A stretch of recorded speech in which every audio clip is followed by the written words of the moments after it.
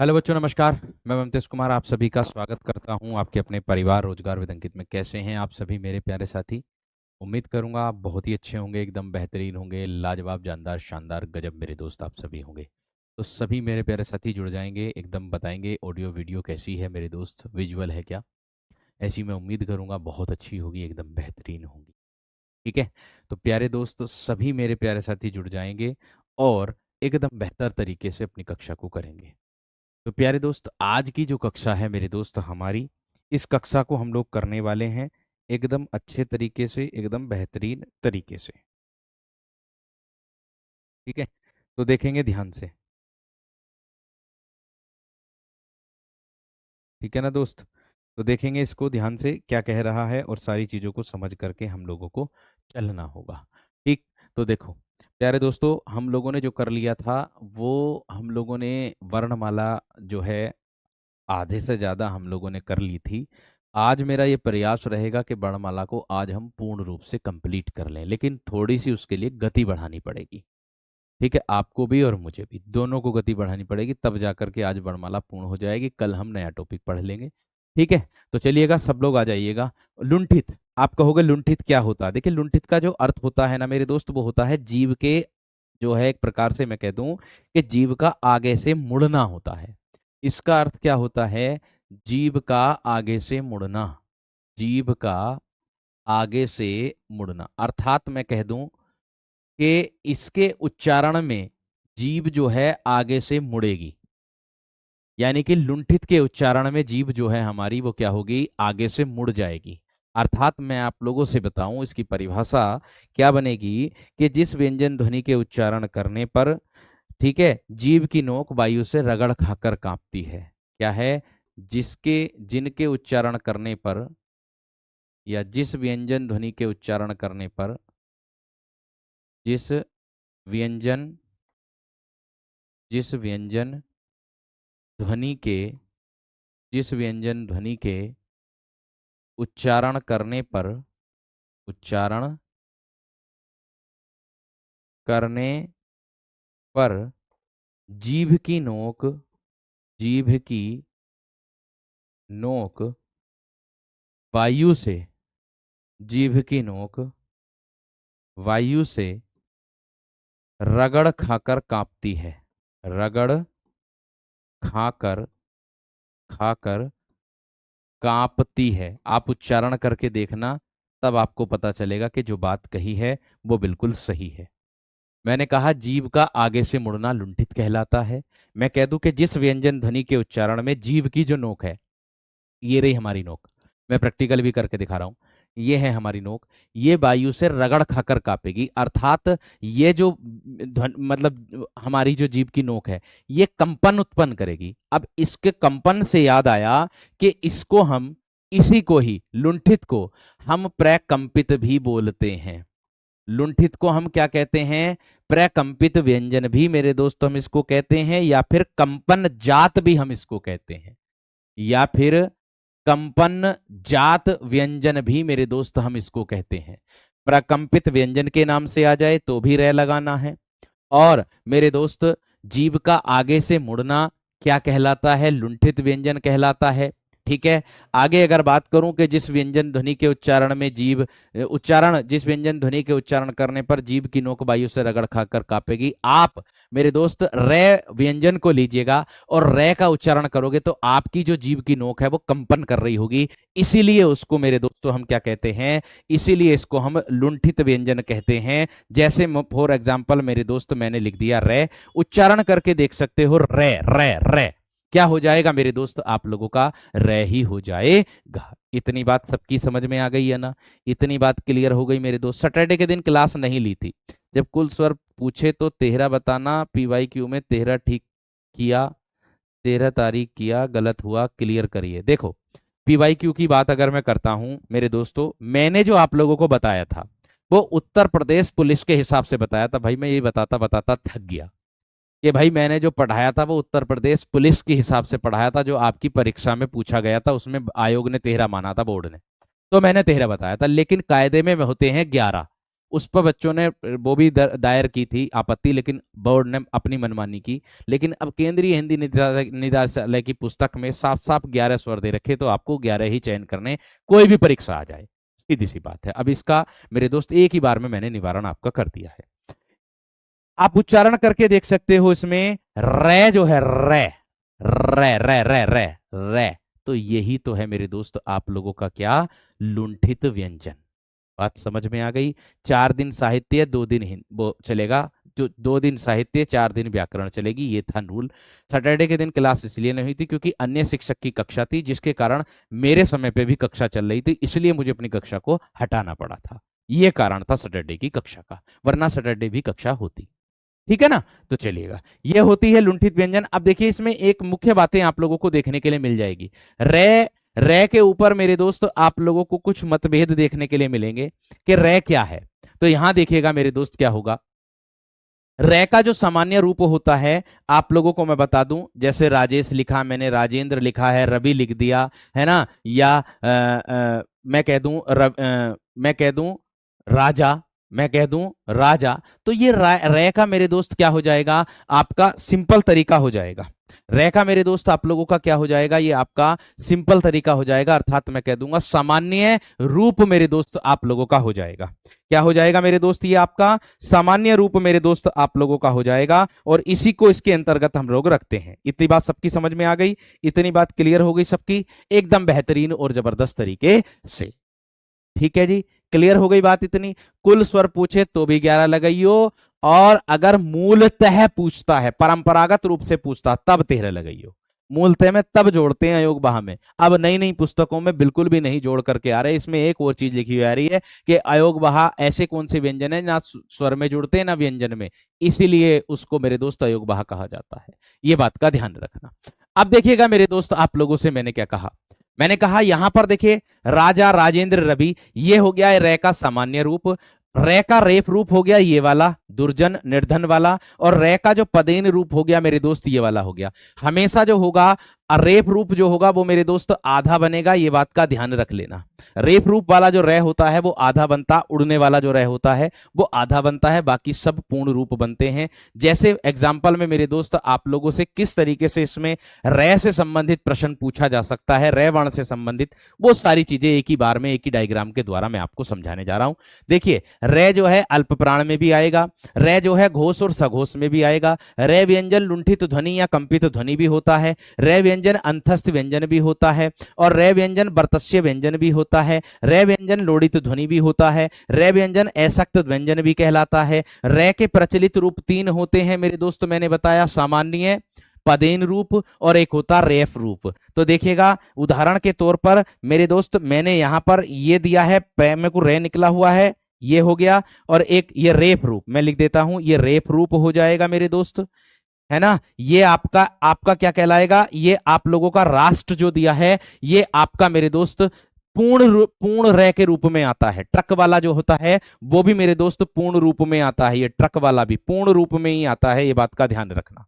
ठीक है, ये आ रहा, देखो यहां पर मैंने आप लोगों को बताया, रे का रेफ रूप सर्म, दुर्जन, इस तरीके से उड़ने वाले रे को बोलते हैं, और रे का पदेन रूप ये होता है जो आप लोगों का ये आता है, ये पदेन रूप के अंतर्गत मेरे दोस्त आप लोगों को देखने के लिए मिल जाएगा। ये 3 प्रकार के होते हैं जो कि मेरे दोस्त मैंने आप लोगों के लिए बताए। और रे किस तरीके से पूछा जा सकता है, एग्जाम में क्वेश्चन किस तरीके से आ सकता है, वो सब आप लोगों के सामने है, आप लोगों के सामने प्रत्यक्ष है मेरे दोस्त। ठीक है। और हाँ, रही बात पॉलिटी की कक्षा की, मैं पॉलिटी की कक्षा के लिए आप लोगों को बता देता हूं। पॉलिटी की कक्षा मेरे दोस्त आपको रिकॉर्डेड फॉर्म में मिल जाएगी आज की कक्षा। कारण रहा है कि कोई टेक्निकली मतलब माइक में कोई दिक्कत आ गई थी, ये देखो टेक्निकल है, ये तो कभी भी कुछ भी हो सकता, खराब हो सकता, मैं पढ़ा रहा हूँ मेरा ही खराब हो सकता, कोई दिक्कत वाली बात नहीं। आज मैं घर से ही पढ़ा रहा हूँ, इसलिए मैं आपसे बता रहा हूँ। ठीक है। तो ऑफिस से तो हमारे पास बहुत सारे ऑप्शन होते हैं कि हम तुरंत तो दूसरे स्टूडियो में चले जाते हैं, चलो भैया क्लास स्टार्ट हो जाती है, लेकिन घर में तो एक ही स्टूडियो रहता।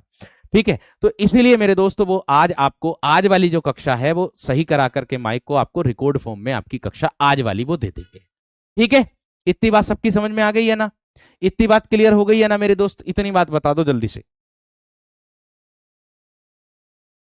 इतनी बात बता दो मेरे दोस्त जल्दी से, थम्स अप करके फटाफट एकदम बेहतरीन तरीके से।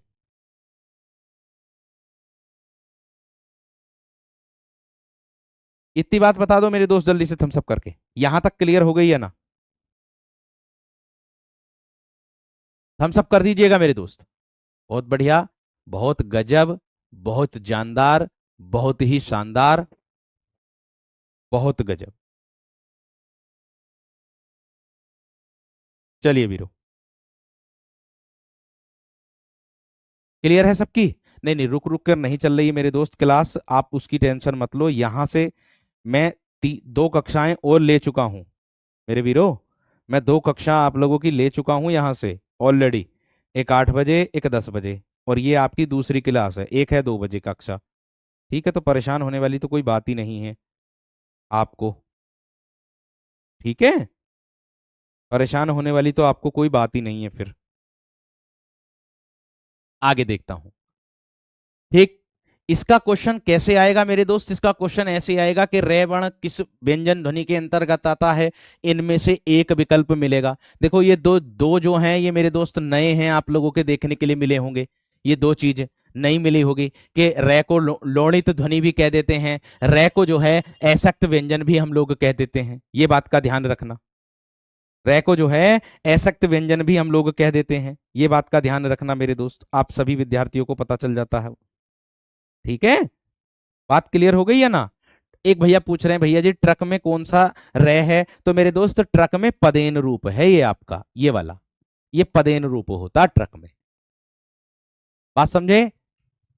बात क्लियर है? जो चीज नहीं मिलती रहे उसको जोड़ते रहना मेरे दोस्त,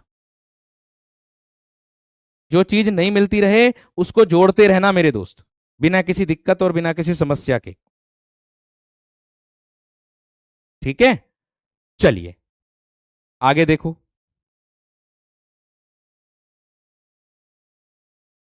आगे देखो मेरे दोस्त क्या है, यहां ध्यान से देखिएगा।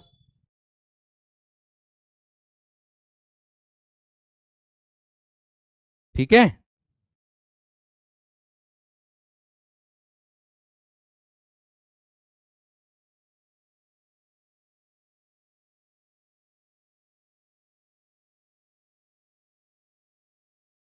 चलिए आगे देखो।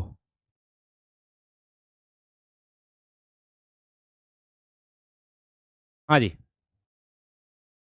आगे आता है पार्श्विक व्यंजन। अब आप कहोगे पार्श्विक क्या होता है?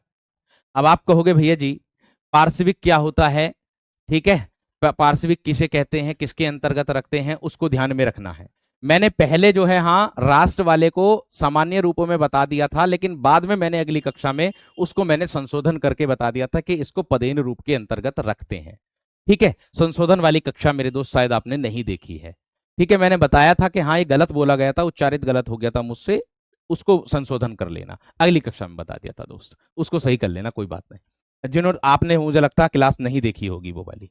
चलिए, अब आता है मेरे दोस्त पार्श्विक। अब आप कहोगे पार्श्विक किसे कहते हैं सर? जीव के अगल बगल का भाग होता है। पार्श्विक का जो अर्थ होता है ना वो क्या होता है? जीव के अगल बगल का भाग, जीव के अगल बगल का भाग, यानी कि अगल बगल का भाग, जीव के अगल बगल का जो भाग होता है, ये जो हमारी जीव है, ये जो हमारी जीव है ना मेरे दोस्त, इस जीव के अंतर्गत आप लोगों का क्या हो जाएगा, इसका ध्यान में रखना है। बात समझ में आ गई क्या ना? बात क्लियर हो गई है ना? अब देखो, अब इसको ध्यान में रखना है किस तरीके से होगा। मेरे राष्ट्र बता तो दिया मैंने किसके अंतर्गत आएगा, पदेन रूप के अंतर्गत आएगा, जैसे प्रकाश है उसी के अंतर्गत आएगा। प्रकृति में प्रय आ रहा है तो पदेन रूप के अंतर्गत आएगा। पै में को रे निकला हुआ है तो वो पदेन रूप में आएगा, ये लिखा तो है देखो। अगर ऐसे हो उड़ने वाला रे तो रेफ रूप, अगर ऐसे पूरा रे बना हुआ हो, ठीक है, तो आपका सामान्य रूप, और अगर ऐसे हो इस तरीके से, या फिर ऐसे हो ट्रक, या फिर ऐसे हो मेरे दोस्त राष्ट्र, तो आपका होगा कौन सा? रे का पदेन रूप होगा। समझ में आ गई? उम्मीद करूंगा कि आप लोगों को सारी चीजें समझ में आ गई होगी। अब हाँ, राष्ट्र में पूर्ण रे केवल ये बनता है आधा, केवल ये बनता है आधा, बाकी सब पूरे बनते हैं, बाकी सब पूरे बनते हैं। ठीक है भैया जी, क्लियर हो गई? चलिए आगे देखो पार्श्विक। अब आप कहोगे भैया जी पार्श्विक की क्या परिभाषा होती है। मैंने कहा देखो पार्श्विक को आप जानते होंगे मेरे दोस्त, लय ध्वनि होती है, लेकिन इसकी परिभाषा क्या बनती है कि जिस व्यंजन ध्वनि के उच्चारण में जीभ जो है श्वास वायु के मार्ग में खड़ी हो जाती है, क्या बनेगी, उच्चारण करके देख लेना आप। जिस व्यंजन जिस व्यंजन ध्वनि के उच्चारण में जिस व्यंजन ध्वनि के उच्चारण में जीभ, हमारी जो जीभ है, मैं प्रैक्टिकली करके दिखाऊंगा, जीभ श्वास वायु के श्वास वायु के श्वास वायु के मार्ग में खड़ी हो जाती है, मार्ग में खड़ी हो जाती है, और जो हमारी जो वायु है, श्वास वायु है, ठीक है ना, उसके बगल से निकल जाती है, और श्वास उसके बगल से निकल जाती है, और श्वास उसके उसके बगल दिया ना, अगल बगल, उसके बगल से प्रभा हो जाती है, उसके बगल से प्रभा हो जाती है, प्रभा हो जाती है, उसी को कहते हैं पार्श्विक ध्वनि। आप कहोगे कौन सी होती है, केवल और केवल मेरे दोस्त लय जो ध्वनि होती है वो पार्श्विक होती है। आप इसका उच्चारण करके देखिएगा, आप इसका उच्चारण करके देखो, देखो मेरी जीभ देखो, ले, मैंने क्या कहा, ले, और दोनों साइड है खाली, अगल बगल, यहां देख सकते हो वीरो, जिस व्यंजन ध्वनि के उच्चारण में जीभ श्वास वायु के मार्ग में, श्वास वायु के मार्ग में बीच में खड़ी हो रही होगी, देखो ले, और श्वास वायु उसके बगल से प्रवाह हो रही है, उसी को ही मेरे वीर पार्श्विक ध्वनि कहते हैं। यही इसकी परिभाषा है, और अगर परीक्षा में भी आएगी तो आपको इसी तरीके से मेरे दोस्त परिभाषा चयन करनी है, ये बात का ध्यान रखना, ठीक है। इतनी बात समझ में आ गई।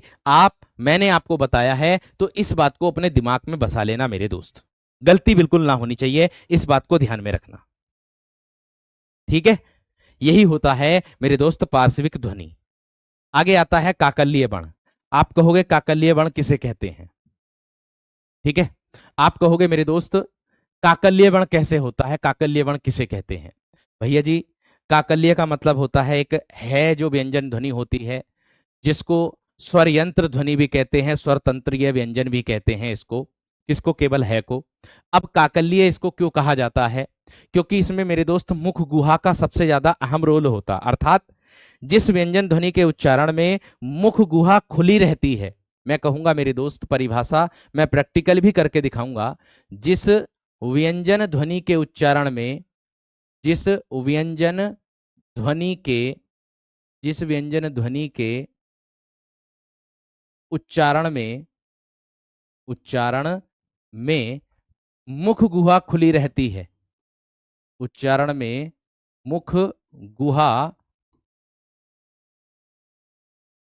खुली रहती है, खुली रहती है, और और वायु और वायु बंद कंठ को खोलकर और वायु बंद कंठ को बंद कंठ को खोलकर बंद कंठ को खोलकर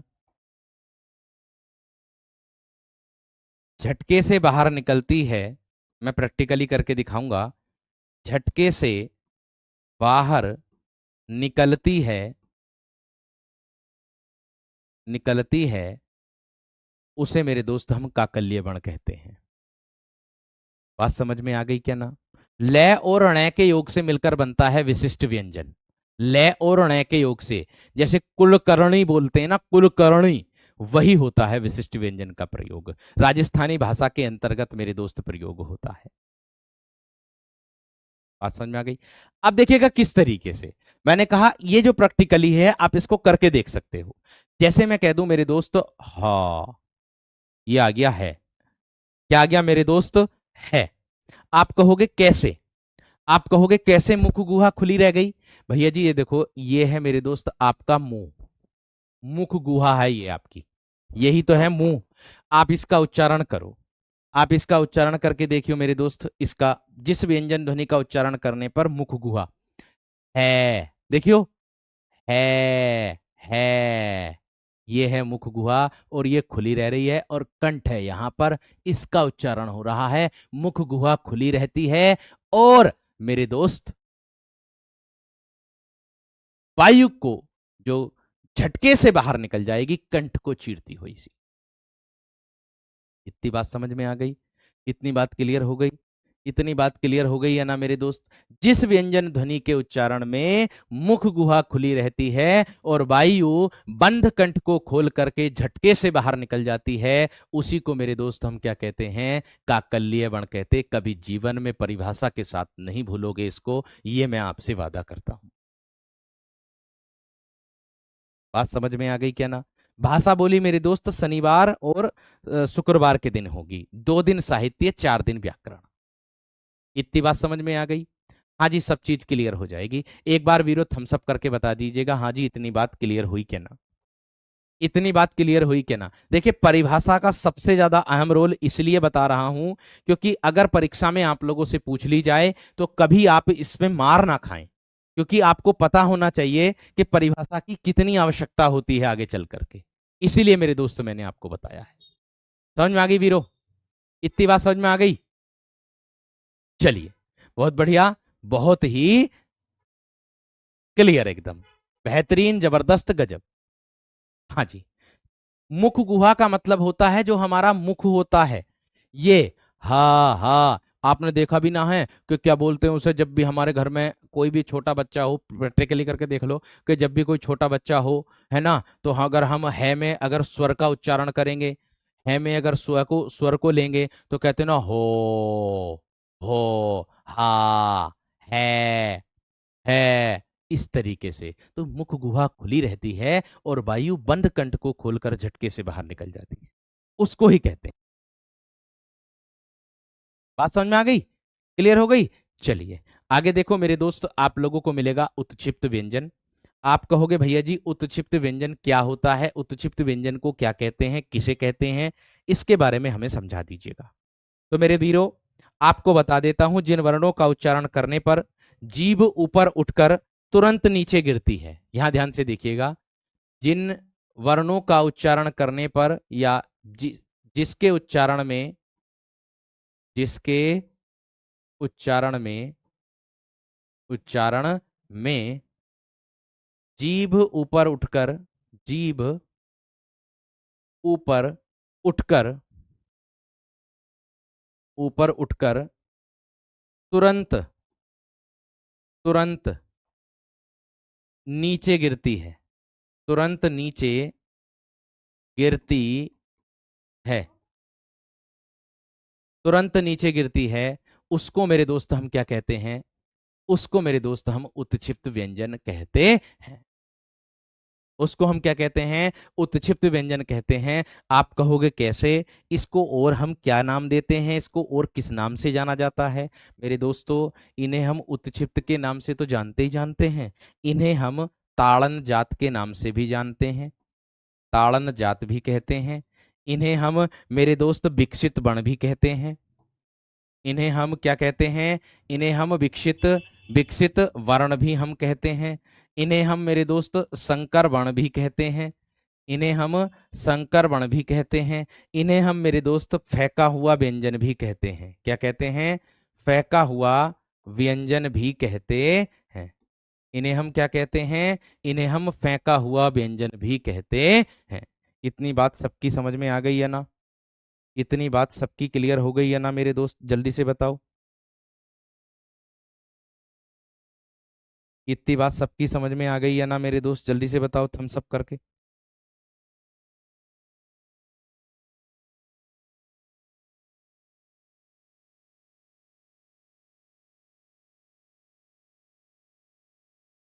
इतनी बात सबकी समझ में आ गई है ना? एक बार थम्स अप करके बताओ।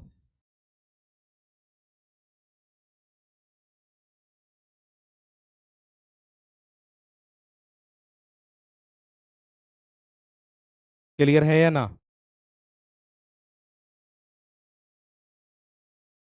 क्लियर है? चलिए, अब इसको और क्या बोलते हैं? फेंका हुआ तो है ही, एक इसको द्विगुण व्यंजन भी बोलते हैं। इसमें दो गुण होते हैं।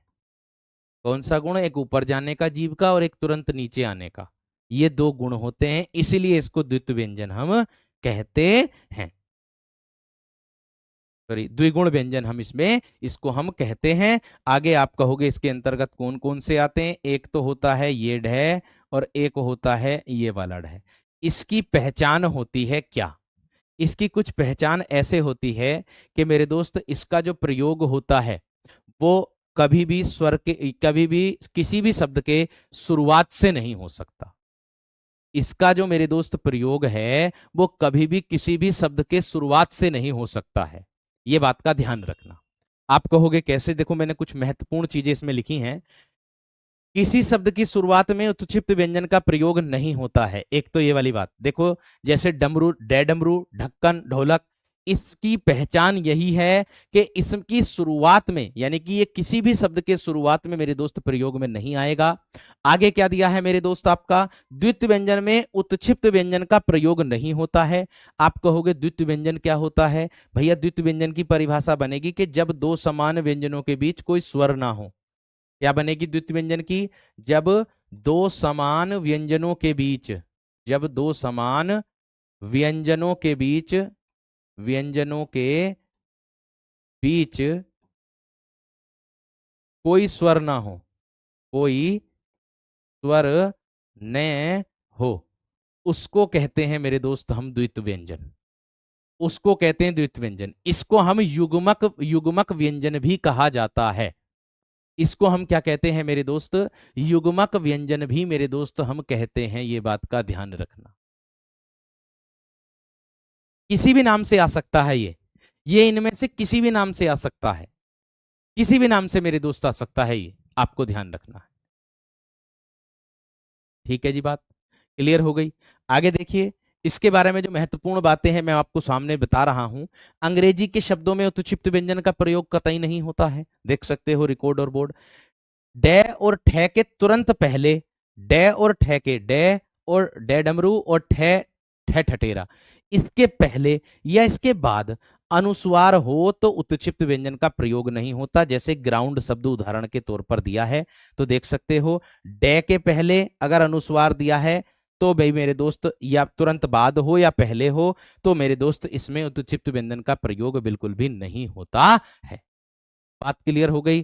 ठीक है। ढक्कन में कहाँ आ रहा? अरे ये वाला ढह है, ये वाला ढह है, ये वाला, ये ढक्कन में ये वाला थोड़ी आ रहा, ये वाला थोड़ी आ रहा है। बात समझ में आ रही है ना?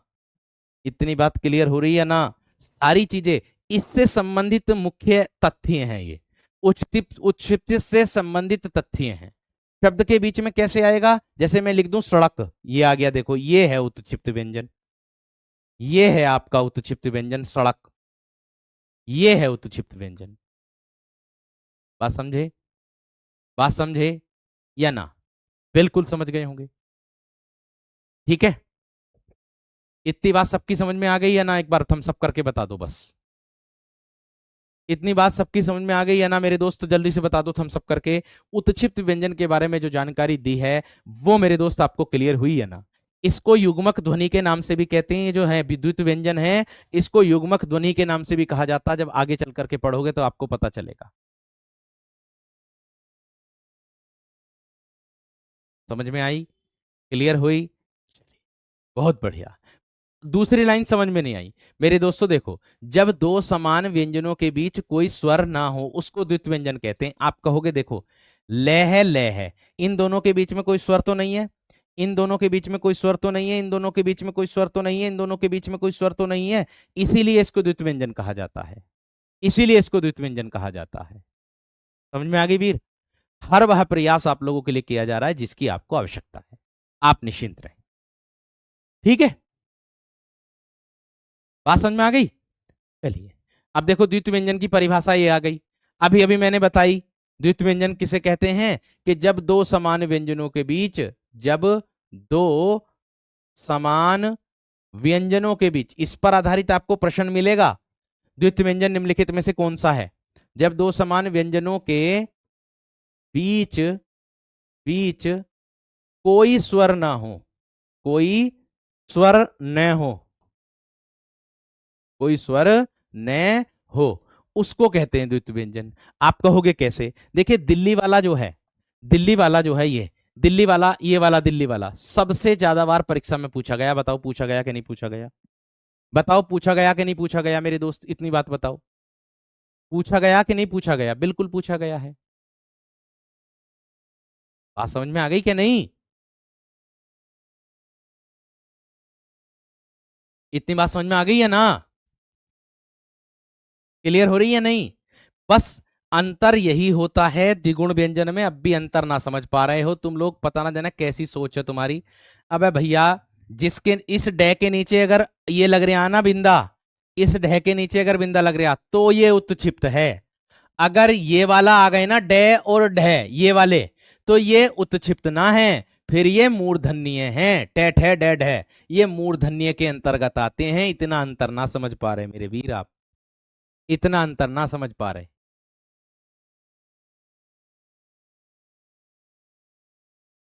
यदि उपसर्ग आएगा तब भी मेरे दोस्त प्रयोग नहीं होता है, ये बात का भी ध्यान रखना। यदि उपसर्ग होता है तब भी मेरे वीर आपका प्रयोग नहीं होता है उत्क्षिप्त व्यंजन का। जैसे मैं कह दूं आप लोगों से निडर, तो देखो निडर में भी आपका द्विगुण व्यंजन का प्रयोग नहीं हुआ है, उत्क्षिप्त व्यंजन का प्रयोग नहीं हुआ है, शब्द के पहले उपसर्ग लगा है।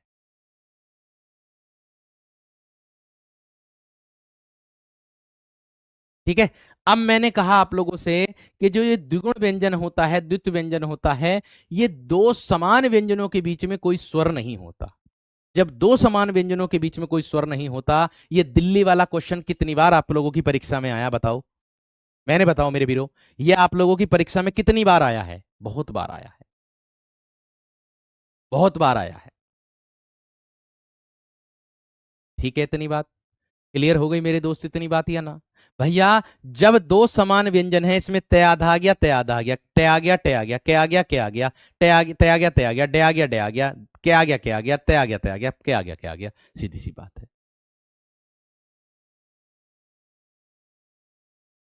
बात समझ में आ गई? क्लियर हो गई? बेहतरीन, जबरदस्त। कलकत्ता कैसे हुआ? अरे कलकत्ता में ये आधा तैना आ गया और बाद में तैना आ गया, ये कलकत्ता में दोनों तय आधे ना आ गए, दो समान व्यंजन ना हो गए? ओ भैया वीरो, दो समान व्यंजन नहीं हो गए ये? आराम से एकदम, कोई दिक्कत वाली बात नहीं है। पदेन रूप होगा राष्ट्रीय में। समझ में आ गई? क्लियर हो गई? अब देखो आगे, द्वित्व व्यंजन हो गए। ठीक है। कभी कभी मेरे दोस्त बाई चांस आप लोगों से मांसपेशियों के आधार पर, दृढ़ता के आधार पर व्यंजनों के भेद पूछ लेता। ये थोड़ा सा डीपली जाकर के प्रश्न है आप लोगों के लिए मेरे दोस्त। आकाश गौतम, मैंने जब पहली कक्षा कराई है और उसमें 53 व्यंजन बताए हैं, तो उसमें बताया मैंने कि विशिष्ट व्यंजन कौन सा होता है। अब अगर मैं एक एक कमेंट को पढ़ता रहूंगा, कम से कम 20-10 हजार बालक लाइव हैं, और अगर मैं एक एक कमेंट को पढ़ता रहूंगा, तो मेरे दोस्त कोर्स कब पूरा हो जाएगा वीर आपका, ये बता दो मुझे।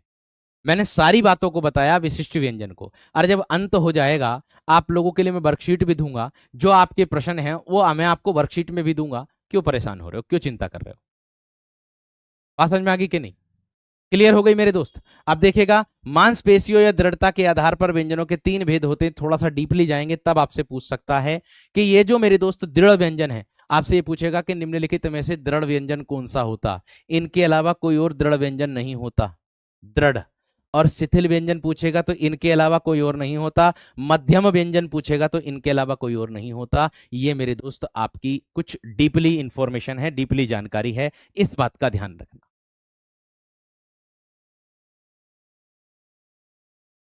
समझ में आ गई वीर?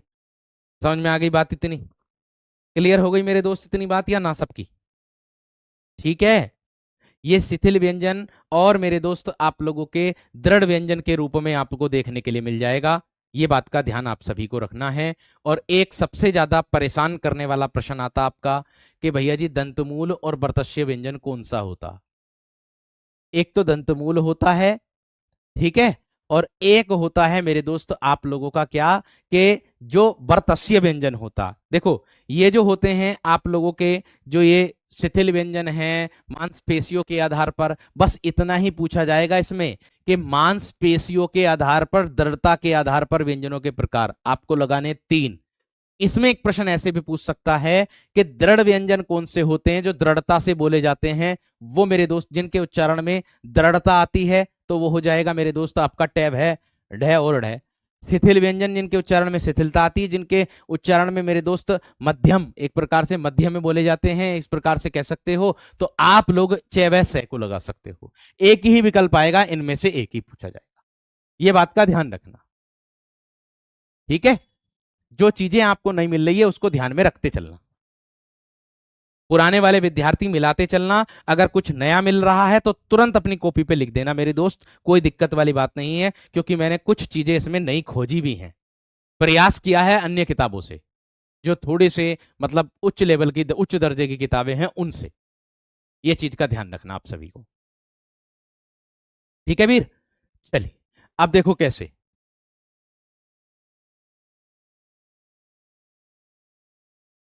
अब देखो कैसे दंतमूल आता है। दंतमूल की परिभाषा कुछ किताबों में मिलेगी, कुछ में नहीं मिलेगी। तो मेरे दोस्त यहां पर ध्यान रखिएगा, ये ऊपरी मसूड़े का स्पर्श करती है इसके उच्चारण में, जो हमारा वर्चस्व होता है उसके समीप पहुंच करके एक झटके के साथ मुड़ करके पीछे हट जाती इन उच्चारणों में। इनको बोलने में न न उच्चारण करेंगे, न से ले रे जे ढ और ढ, ये आप लोगों के मेरे दोस्त वर्तस्वीय व्यंजन होते हैं, जिसको आप दंतमूल कहते हो। यानी कि जो हमारी जीवा नीक होती है, जिसको हम क्या बोलते हैं, ऊपरी जो मसूड़े होता, हमारा जो ऊपर का मसूड़ा होता है। बात समझ में आ गई क्या ना? मैंने कहा जो हमारा ऊपर का मसूड़ा होता है उसको स्पर्श करती है, उसी बर्तस के समीप पहुंच करके ये एक झटके के साथ पीछे मुड़ जाती है, पीछे हट जाती है।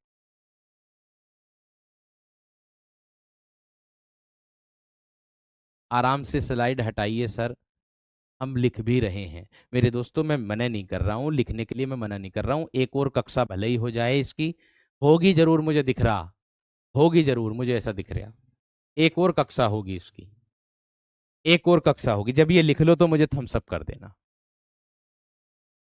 शॉर्ट ट्रिक है इसकी, बस एक साथ कर देना, नसर लज, नसर लज, ये दोनों को याद कर लेना, द्विगुणों को। बतस से पूछा जाता है, आता भी है। एक बार अगर मेरे दोस्त आपने लिख लिया हो तो मुझे थम्स अप कर देना, फिर मैं आगे बढ़ूंगा।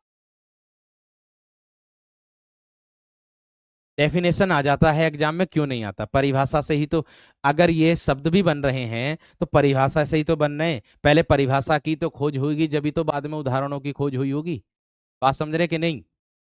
आगत व्यंजन कौन से होते हैं भैया जी, मैं सब बताऊंगा, थोड़ा धैर्य रख लो। ठीक है, अब देखो, अब इसके बाद आपको कुछ मुख्य बातें मैं आप लोगों को समझाऊंगा, बताऊंगा भी। यहां देखिएगा मेरे दोस्त, आप लोगों को मैं बता दूं संयुक्त व्यंजन कौन सा होता है। संयुक्त व्यंजन के बारे में जानते हैं आप सभी विद्यार्थी या ना, बताइए। क्या मैंने संयुक्त व्यंजन करा दिया या ना, ये बता दो बस मुझे। क्या मैंने संयुक्त व्यंजन करा दिया या ना, पहले मुझे ये बता दो। क्या मैंने संयुक्त व्यंजन करा दिया या ना, ये बता दो बस।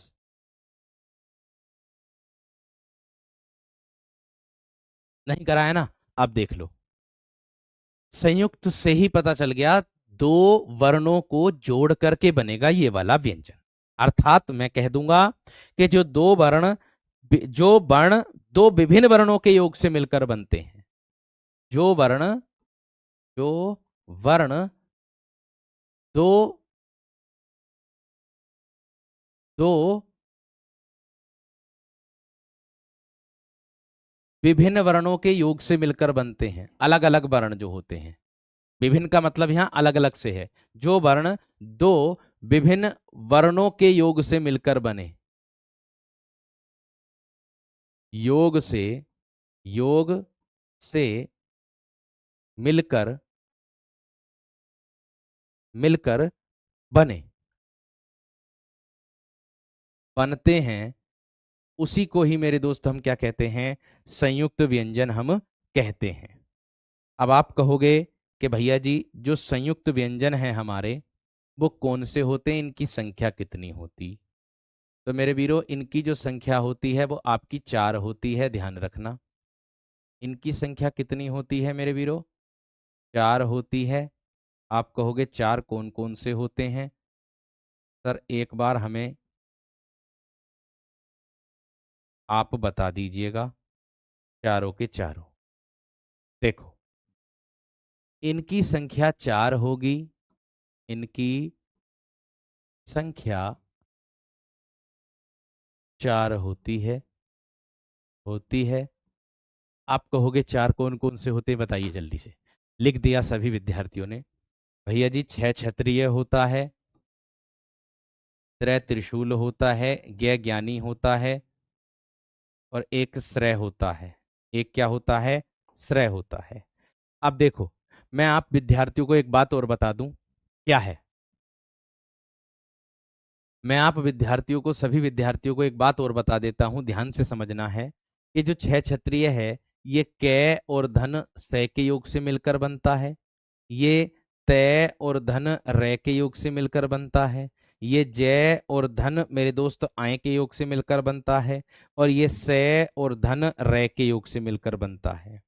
इस पर आधारित एक प्रश्न और बनता वीर, इस पर आधारित एक प्रश्न क्या बनता है मैं आप लोगों को बता देता हूं दोस्त, कि क्या बनता है कि यदि, ध्यान देना मेरी बात पर, यदि स्वर स्वर रहित व्यंजन, यदि स्वर रहित व्यंजन स्वर सहित व्यंजन से,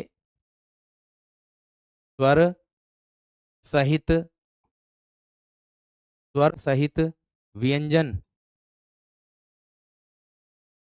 से मिलता है, मिलता है, तब क्या बनता है, तब क्या बनता है, ये मेरे दोस्त आप लोगों से पूछा जा सकता है। भैया लिखाया आयो मैंने कांस्टेबल वाले बैच में, ऐसा मन ना कहा करो, देख ले करो पहले नोट से एक बार, लिखाया क्या ना लिखाया संयुक्त व्यंजन, देख लो एक बार। मैंने चित्र बना दिया ना, डायग्राम सा बना दिया, तो लग रहा होगा कि हाँ भैया जी आपने उसमें ना लिखवाया, उसमें डायग्राम ना बनाया था, उसमें मैंने सादा सीधा सा लिख दिया था। ऐसा मत सोचे करो, है ना। देखो अब यदि स्वर रहित व्यंजन स्वर सहित व्यंजन से मिलता है तो मेरे दोस्त क्या बनता है, आपका संयुक्त अक्षर बनता है। क्या बनता है, संयुक्त अक्षर बनता है। आप कहोगे भैया ये वाली बात साबित तो करके दिखाओ जो आपने लिखी है बोली है। तो देख सकते हो मेरे दोस्त, ये कै जो है ये आपका स्वर रहित है, ये क्या है आपका, ये आपका स्वर रहित है। और ये सै क्या है, ये आपका स्वर सहित है। ये सै क्या है, ये आपका स्वर सहित है। तो स्वर रहित व्यंजन जब स्वर सहित व्यंजन से मिलकर बनता है तो मेरे दोस्त आपका संयुक्त अक्षर बनता है।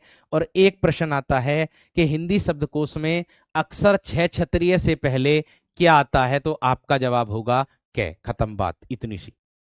मैंने कहा मैं अपनी तरफ से तो कुछ नहीं कर रहा हूं, सब प्रीवियस ईयर के आधार पर मेरे दोस्त आप लोगों को पढ़ा रहा हूं। सब किसके आधार पर पढ़ा रहा हूं, प्रीवियस ईयर के आधार पर पढ़ा रहा हूं। ऐमानक बण कौन से होते हैं बता दो। मैं कह दूं मैं बताऊंगा, थोड़ा सा धैर्य रख लो तो मान जाओगे मेरी बात। चलो ठीक है, ऐसे करके आप लोगों से प्रश्न मेरे दोस्त पूछ लिए जाते हैं, इस तरीके से प्रश्न बनते भी हैं। तो मैं उम्मीद करूंगा आप सभी विद्यार्थियों को ये इतनी बातें यहां तक एकदम बेहतरीन तरीके से समझ में आ रही होंगी और क्लियर भी होती चली जा रही होंगी। ठीक है जी, क्योंकि मैं एक एक बात को बड़े बेहतर और बड़े बेहतरीन तरीके से दिमाग लगा करके आप लोगों को संतुष्ट करके आप लोगों को आगे बढ़ रहा हूं मेरे दोस्त।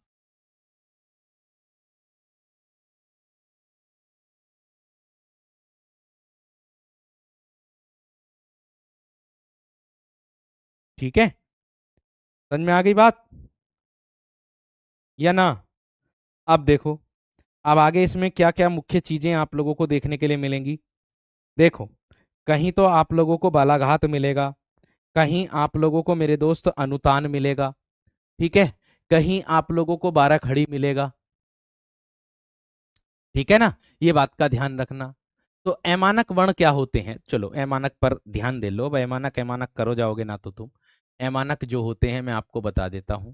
मैं बताऊं, हिंदी जो आप लोगों की वर्णमाला है उसमें दो ऐमानक वर्ण होते हैं। हिंदी वर्णमाला में, हिंदी वर्णमाला में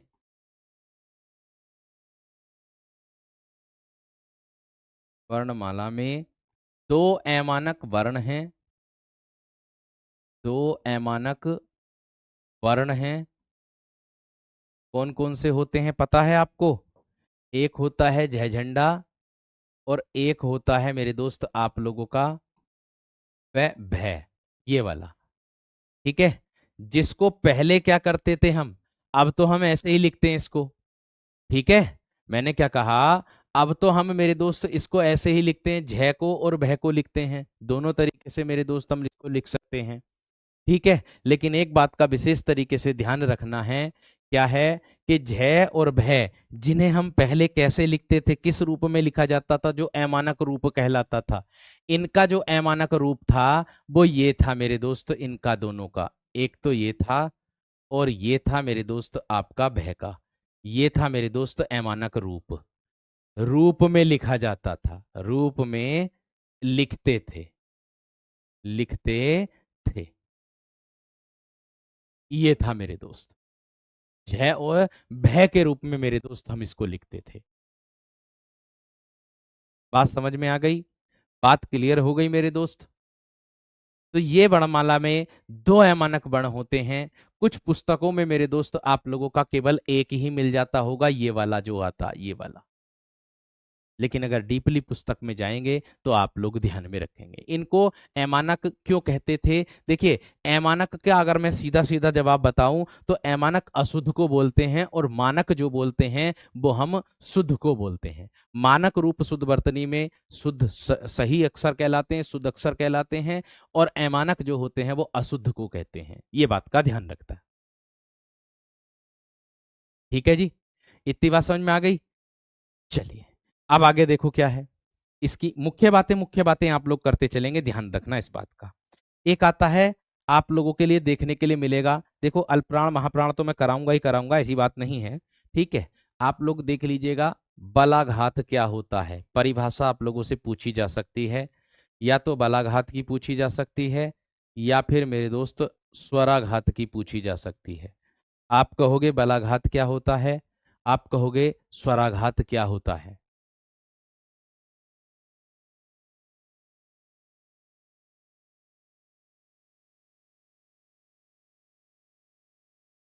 बात क्लियर है? ठीक है, ये बात क्लियर है या ना? अब देखो आगे क्या होगा, ध्यान से। अरे तीन कहाँ लिख रहे हैं मानक बण? एक तो ये है, और एक ये है, और कौन सा?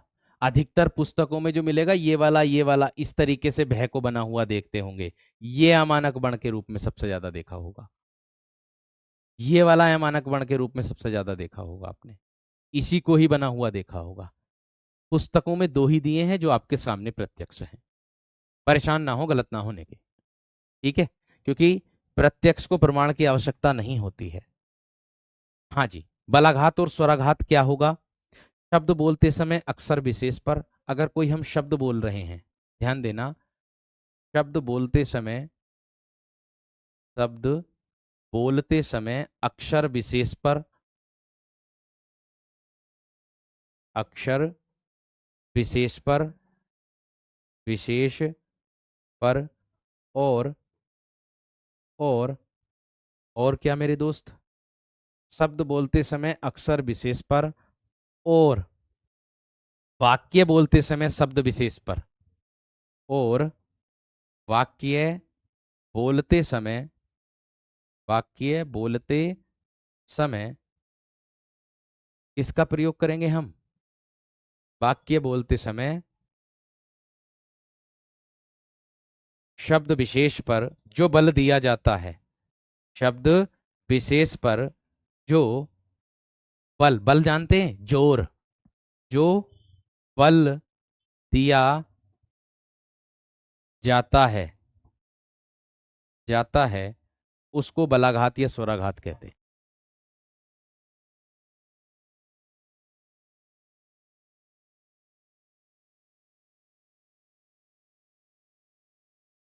बीच में बे लिखे हैं वो कंफ्यूज हो गया। अच्छा, ओफो, ये बे जो लिख दिया। चलो कोई नहीं, इसको मैं कर देता हूं सही। बे जो लिख दिया मैंने, इससे कंफ्यूज हो गए तुम।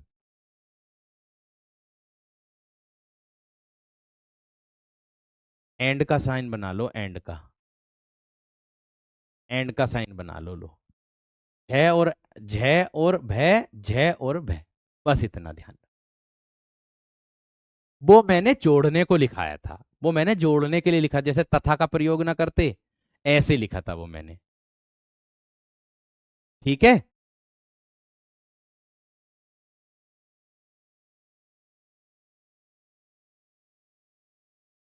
ऐसे लिखा था, ऐसे लिखा था। लो अब देख लो, अलग हो गया, कोई दिक्कत वाली बात नहीं है। देखो, यहां ध्यान दीजिएगा, बलाघात मैंने बोला, स्वराघात मैंने बोला कि अगर कोई हम शब्द बोल रहे हैं तो शब्द बोलते समय हम अक्षर पर बल देते हैं, है ना। और अगर हम मेरे दोस्त कोई वाक्य बोल रहे हैं तो हम शब्द के विशेष पर, कोई शब्द होगा उस पर मेरे दोस्त बल देते हैं। बात समझ में आ गई क्या ना।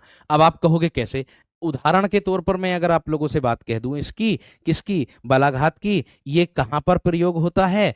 इसका प्रयोग लिख दो भैया जी, इसका प्रयोग किसी कविता में, कविता, कविता, भाषण, भाषण और, कविता, भाषण और गीत, गीत, गीत में प्रभाव पैदा करने में होता है, प्रभाव पैदा करने के लिए किया जाता है, पैदा करने के लिए, करने के लिए किया जाता है। मैंने क्या कहा, कल हम इसको पूर्ण कर लेंगे और कल कुछ क्वेश्चन आंसर भी करेंगे हम अपनी कक्षा में। बै क्यों लिखे हैं, अब भैया मैंने बै लिख दिया था, जैसे तथा, बै, एवं, वो ना लिख देते, इसलिए लिख दिया था, मुझसे गलती हो गई भैया, मैंने बै लिख दिया। मैं सोच रहा था आप लोगों, मैंने तो जोड़ने के लिए लिखा था दो वर्णों को, आप सोच रहे कि नहीं बै भी होगा इसमें। ठीक है, अरे कोई कविता है, मान लीजिए कोई कविता हम बोल रहे हैं, है ना, उस कविता में अगर हमें कुछ प्रभाव उत्पन्न करना, तो कुछ शब्द ऐसे होंगे जिसको हम उतार चढ़ाव के तौर पर किसी शब्द पर ज्यादा बल देंगे, किसी वाक्य पर ज्यादा बल देंगे, है ना। अगर कोई लाइन गीत की लिखी हुई है तो उस गीत की लाइन को दोबारा दोहराना है हमें, है ना। ये वहां पर बलाघात या स्वराघात का प्रयोग किया जाता है, वहां पर बलाघात और स्वराघात का प्रयोग किया जाता है। बात समझ में आ गई। कल हम इससे संबंधित क्वेश्चन भी करेंगे और कल हम इस बड़माला को पूर्ण कर लेंगे, ये आप ध्यान रखना। ठीक है, एक भैया आगत व्यंजन के बारे में बार बार पूछे जा रहे हैं, उनसे रहा नहीं जा रहा है, तो मैं आपको उनको बता देता हूं। जो आगत व्यंजन होते हैं, आगत व्यंजन जो होते हैं मेरे दोस्त, वो आपके कुल मायने में बात करूं तो 5 होते हैं, जो अरबी फारसी का प्रयोग करते हैं। ठीक है, जैसे कै हो जाएगा, जिसको हम नुक्ता भी बोलते हैं, जिसको हम क्या बोलते हैं, नुक्ता। ठीक है, एक जय हो जाएगा और एक फै हो जाएगा, इसको नुक्ता भी बोलते हैं, नुक्ता वाले। और इसका प्रयोग अरबी और फारसी शब्दों में होता है।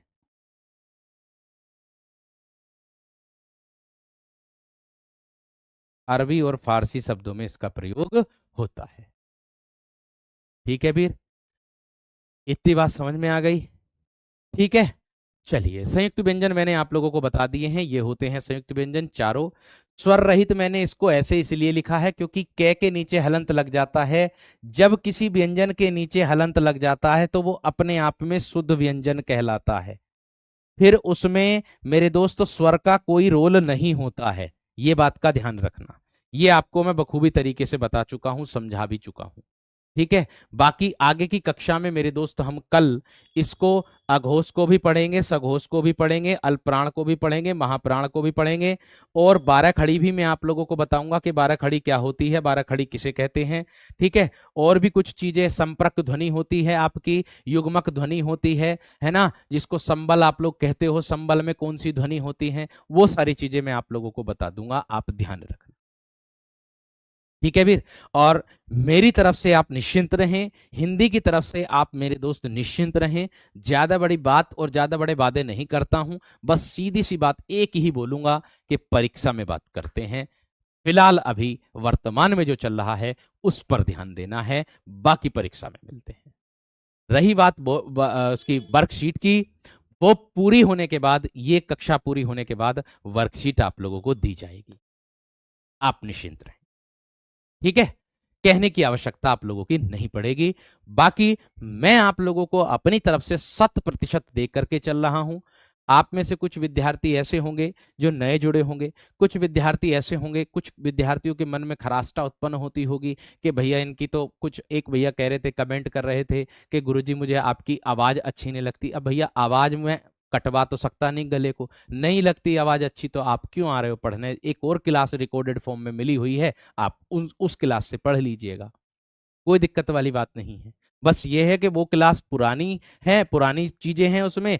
अब हम जो पढ़ा रहे हैं वर्तमान में, वो मेरे दोस्त उसमें जो नया परिवर्तन हिंदी में हुआ है, जहां जहां परिवर्तन, वो मैं आपको अपडेट करके दे रहा हूं, बाकी और कुछ नहीं।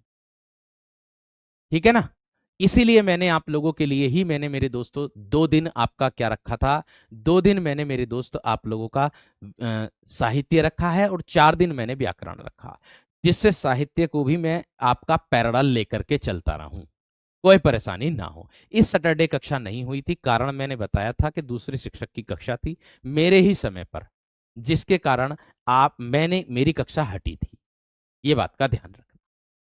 मैंने आपके टेलीग्राम ग्रुप में भी बताया था, क्योंकि मैं आपको बिना अवगत कराए छुट्टी नहीं करूंगा जीवन में कभी भी, ये बात का ध्यान रखना। कोई एट ए टाइम मजबूरी आ जाए तो भी मैं आपके टेलीग्राम ग्रुप में डालूंगा, मैं बिना बताए आपसे छुट्टी नहीं करूंगा, ये बात का मेरा आज इस मंच से वादा है, क्योंकि पिछले वाले बच्चे जानते हैं मैंने कितनी छुट्टी की है। ठीक है जी, नमस्कार, धन्यवाद।